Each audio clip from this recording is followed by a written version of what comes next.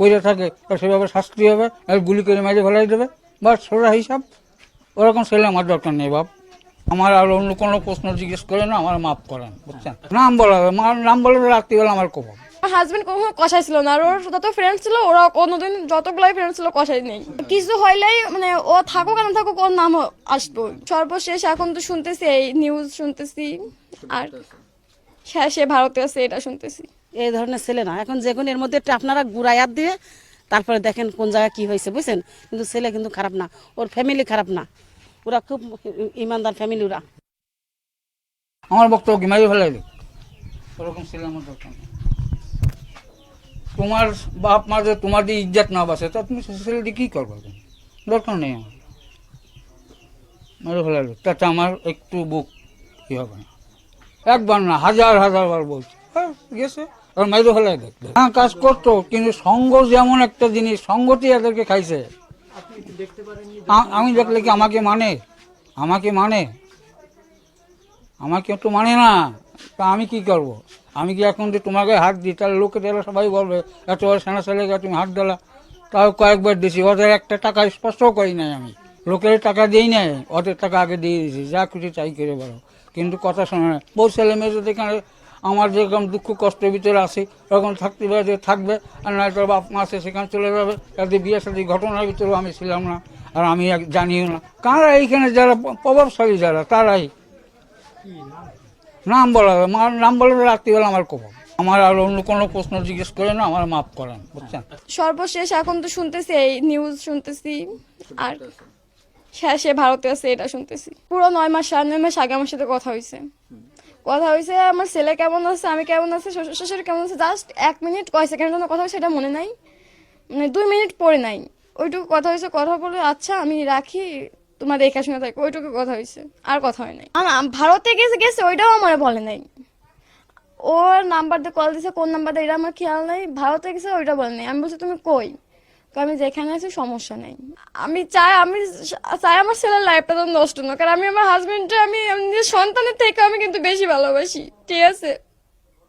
তো আমি চাই আমার হাজবেন্ড আমার কাছে ফিরে আসুক। ও কিন্তু অনেক কষ্ট করছে ছোট থাকতে থেকেই, অনেক মায়ের গুতো অনেক কিছু খাইছে, আর পারতেছে না। আমি চাই আমার সংসারটা যেমন ছিল যেন তেমন হয়, আর কিছু চাই না। আমার ছেলেটার লাইফটা যেন ভালো করতে পারি, আমার ছেলেটা যেন ভালোভাবে থাকতে পারে। আমাদের লাইফ তো শেষই, কিন্তু আমার ছেলেটা যেন ভালোভাবে থাকে। কিছু হইলেই মানে ও থাকুক আর না থাকুক ওর নাম আসবো। ও এরকম কোনো কাজ করতে পারে না। আর আমি একটা কথা, আমার হাজবেন্ড কখনো কষাই ছিল না, আর ওর যত ফ্রেন্ড ছিল ওরা কোনোদিন যতগুলাই ফ্রেন্ড ছিল কষাই নেই। বিয়ের 1-1.5 বছর পর আমার ভালোভাবেই সবকিছু ছিল।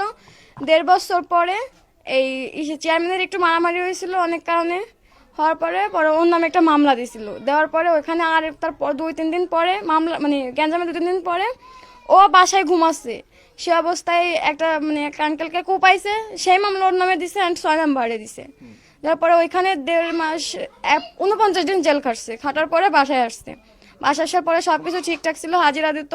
পরে আমার ছেলে যখন আমি যখন প্রেগনেন্ট, পরে ওইখানে ঢাকায় গেছে রঙের কাজ করতে। এখন রঙের কাজ করছে না কি করছে উপর আল্লাহ জানে আর ও জানে। পরে ওইখান থেকে ডাকাতি মামলা দিছিল নামে।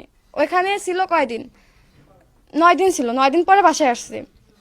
বাসায় আসার পরে 3 মাস ভালো আছে, পরে ওই মামলাটা দিয়া ও ঘরে ঘুমাচ্ছে, টিভি আইসা ওরা উঠাই নিয়ে গেছে। যা আমি কিন্তু তখন প্রেগনেন্ট, 3 মাস প্রেগনেন্ট। তারপরে বাসায় আসছে যেদিন নিয়ে গেছে ওর থেকে পুরো হিসাব করে 6 মাস পরে ওর জামিনে পুরো যেদিনকে 6 মাস আছে ওই দিনকে বাসায় আসছে। ও আসার 4 দিন পরে আমার বেবি হয়েছে। হওয়ার পরে পুরো 1 বছরের মতো ঠিকঠাক সবকিছু সংসার করছে, অ্যান্ড কাজকাম সব করছে, কাজকাম করতো, সংসার করতো। পরে 1 বছর পরে হয়েছে ওই, হ্যাঁ, বাসায় হঠাৎ করে ডিবি আসছে। পরে ওইখান থেকে দৌড়াদৌড়ি পলাতক, আর আমার সাথে আর দেখা হয় না, এইটুকুই। এখানে তো ওই ছেলেটা ঘুরে ঘেরে বেড়াইছে, কাজ কাম করেছে, মিল কারখানা যখন যেটা পাইছে তখন যেটা করছে। ওর একটা ভাই আছে মৌলানা, একটা ভাই প্রফেসর। তার ভাই কখনো এই কাজ করতে পারে? আমাকে তো বিশ্বাস হয় না। আমার এলাকায় বাড়ি, এলাকার ছেলে, আমার ছেলের সাথেও চলিছে। এই ছেলে যখন যেটা পাতো তখন যেটা কাজ করতো।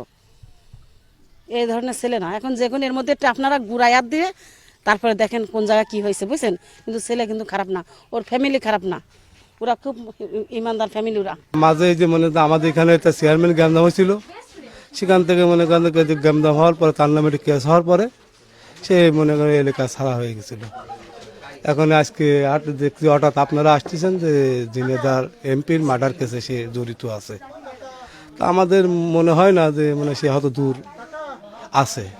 তাও বলতেছি যদি থাকেও থাকে তা আইনের বিষয়ে তার যে শাস্তি হবে হোক, আর এর পরবর্তী যারা আছে তো তাদের বিষয়টা যেন হয়, এটা আমাদের পক্ষ থেকে এটাই আমরা জানাচ্ছি।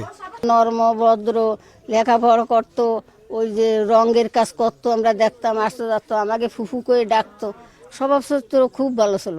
এখন যে কি দেখি হয়েছে আল্লাহ জানে।